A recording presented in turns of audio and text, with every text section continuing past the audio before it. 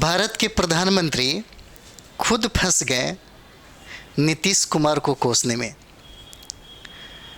अभी देखिएगा, जितना भी हुंकार या जितना भी दहाड़ सिर्फ नीतीश कुमार के बयान से हमारे भारत के प्रधानमंत्री इतने बौखला गए हैं कि पब्लिक इसको मतलब समझिए कि इस बयान को लेकर के नरेंद्र मोदी को बुरी तरीके से चपेटे में ले लिया है। अब मैं आपको बता रहा हूं कि पब्लिक का क्या मतलब प्रतिक्रिया है। तो उसमें उसका ये प्रतिक्रिया है कि उनका ये कहना है कि प्रधानमंत्री के समय में इतनी खून में गर्मी आई, इतनी खून में बौखलाहट नहीं आई जब मणिपुर की एक बेटी को सरेआम नंगा घुमाया गया।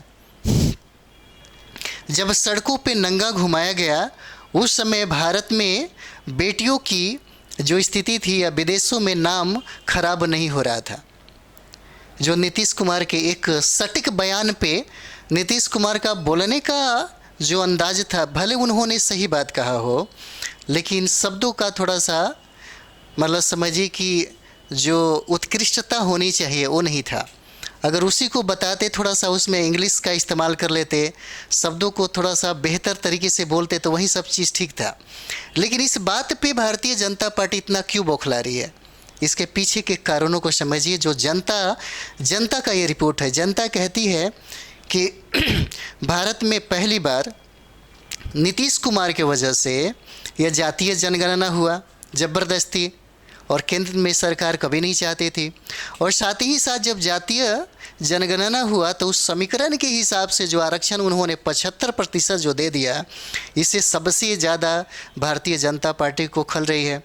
भारतीय जनता पार्टी को ये लग रही है कि इतनी सारी नौकरियां जो बिहार में नीतीश कुमार ने दे दिया और अन्य राज्यों के लोगों को भी नीतीश कुमार के माध्यम से जो नौकरी मिला, ये खलबलाहट ज़्यादा दिखता है।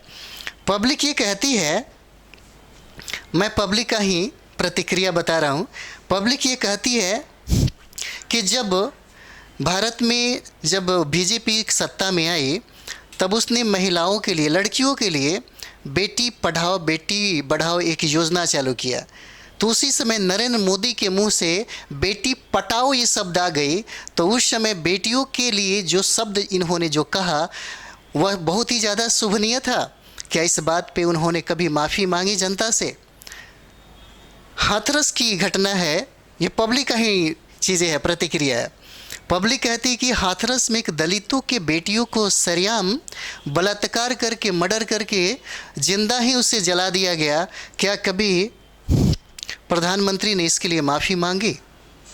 जो पहलवान बेटियां हैं, क्या पहलवान बेटियों के साथ कभी भारतीय जनता पार्टी खड़ा हुई?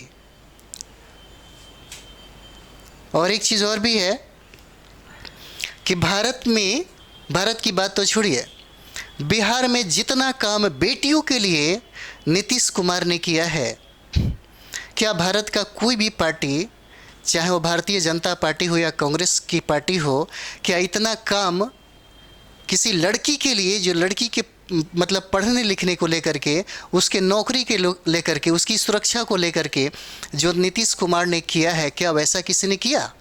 अभी तक कोई ऐसी भी सरकार। और ये सारा का सारा खेल जनता अब समझने लगी है। ये जनता का ही प्रतिक्रिया है, और आप देखिएगा ये जनता का ही प्रतिक्रिया है। और जनता ये कहती है कि ना भारत के प्रधानमंत्री ने इसको लेकर के माफ़ी मांगी, ना ही गृह मंत्री ने भी ये माफ़ी मांगी।